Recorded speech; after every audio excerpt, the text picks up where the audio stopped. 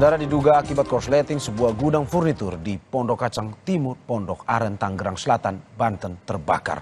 Kebakaran turut menghanguskan celengan berisi uang tunai senilai 40 juta rupiah.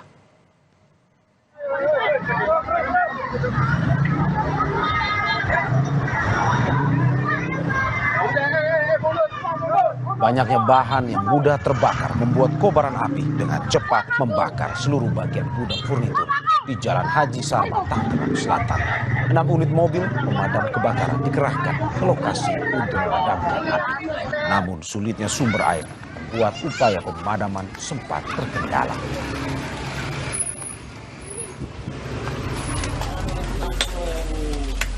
Api turut membakar sebuah celengan pemilik gudang. Akibatnya, uang tunai senilai 40 juta rupiah yang berada di dalam celengan hangus terbakar.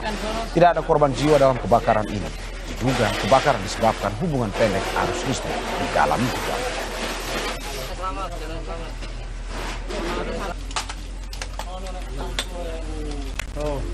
Kita ke informasi lainnya, Saudara. Kejaksaan Agung tetapkan mantan pejabat tinggi Mahkamah Agung sebagai tersangka kasus suap penanganan kasus Ronald Tanur.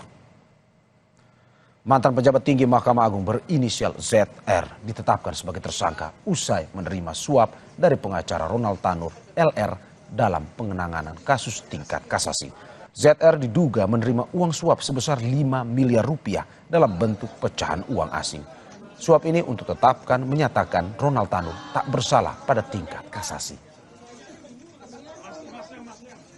Di mana awalnya LR meminta ZR agar ZR mengupayakan Hakim Agung pada Mahkamah Agung tetap menyatakan Ronald Tanur tidak bersalah dalam putusan kasasinya.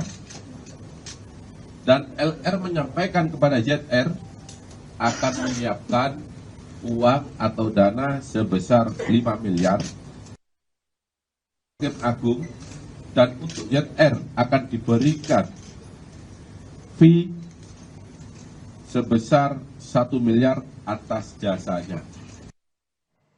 Saudara, Kejaksaan mengaku telah berupaya mencari Ronald Tanur dan telah melayangkan surat pemanggilan sebagai saksi. Pihak Kejaksaan bahkan mengaku telah ke rumah Ronald Tanur, anak anggota DPR Edward Tanur itu, tetapi tidak berada di rumah. Rumah Gregorius Ronald Tanur terletak di kawasan perumahan elit di Surabaya. Rumah terdakwa kasus pembunuhan itu terlihat sepi dan tidak tampak ada aktivitas di dalam rumah. Ronald Tanur sebelumnya dibebaskan dari segala dakwaan oleh 3 hakim Pengadilan Negeri Surabaya pada 24 Juli 2024. Namun, Kejaksaan Negeri Surabaya segera mengeksekusi Ronald Tanur setelah Mahkamah Agung dalam kasasinya menjatuhkan putusan hukuman 5 tahun penjara. Eksekusi segera dilakukan usai Kejari Surabaya menerima salinan putusan kasasi dari Mahkamah Agung. Meski demikian, Kejaksaan mengaku sudah berupaya mencari dan melayangkan surat pemanggilan untuk Ronald Tanur. Untuk Ronald Tanur dalam perkara ini akan kami panggil sebagai saksi. Sebagai tambahan, tadi malam kita lakukan penggeledahan di rumah orang tua Ronald Tanur.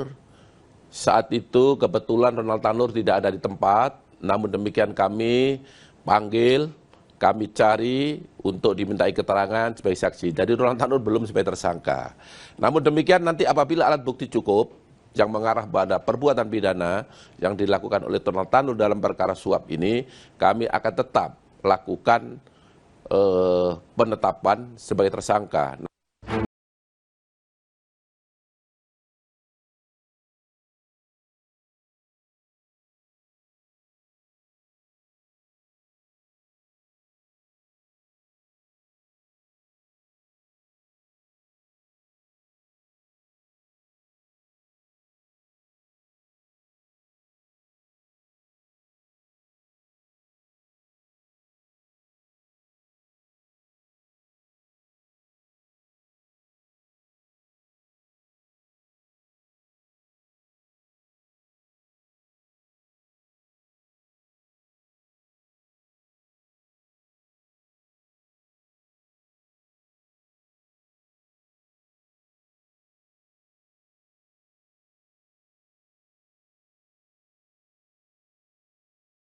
Di Kejaksaan Agung mengamankan, menangkap 1 orang di sekitar daerah Jimbaran. Kemudian yang bersangkutan dibawa ke kantor Kejaksaan Tinggi untuk dilakukan pemeriksaan awal, dan tadi pagi langsung dibawa ke Jakarta. Tapi memang perkaranya ada terkait dengan perkara Raja Tanur itu? Iya. Inisialnya? Inisialnya ZR kalau nggak salah ya. Hingga saat ini, Kejaksaan Agung masih terus mengembangkan perkara vonis bebas Ronald Tanur. Dan bukan tidak mungkin akan ada tersangka baru di luar ZR yang baru ditetapkan sebagai tersangka jika pemberi suap kepada hakim sudah terungkap. Membuka opsi untuk memeriksa keluarga Ronald Tanur. Nah, apakah bukan itu pemberi suap? Iya, pemberi suap. Pemberi suap. Jadi kita tim penyidik yang berbeda. Untuk kemungkinan bertambahnya tersangka dalam kasus suap ini. Nah, kalau kita mengungkap siapa pelakunya. Kita teman-teman untuk kegiatan penyidikan, penggeledahan, penangkapan kita fasilitasi semuanya. Tapi untuk materi atau substansinya itu juga kewenangan.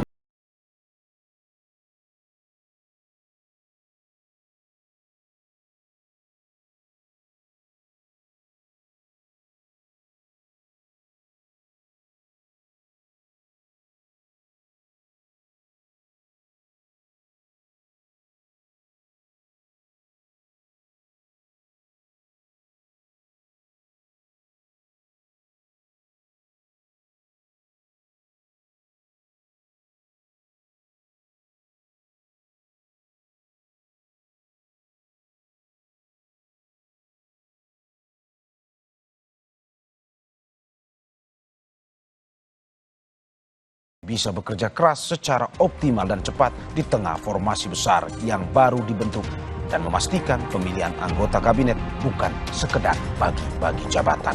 Ulasannya kami hadirkan sesaat lagi usai jeda.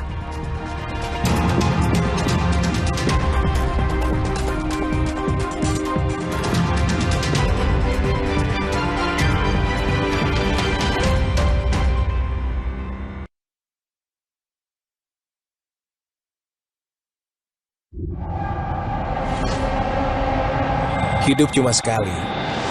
Ambil sikap, jangan enggan. Semua dimulai dengan satu kalimat. Why not? Karena jalan yang cocok buat mereka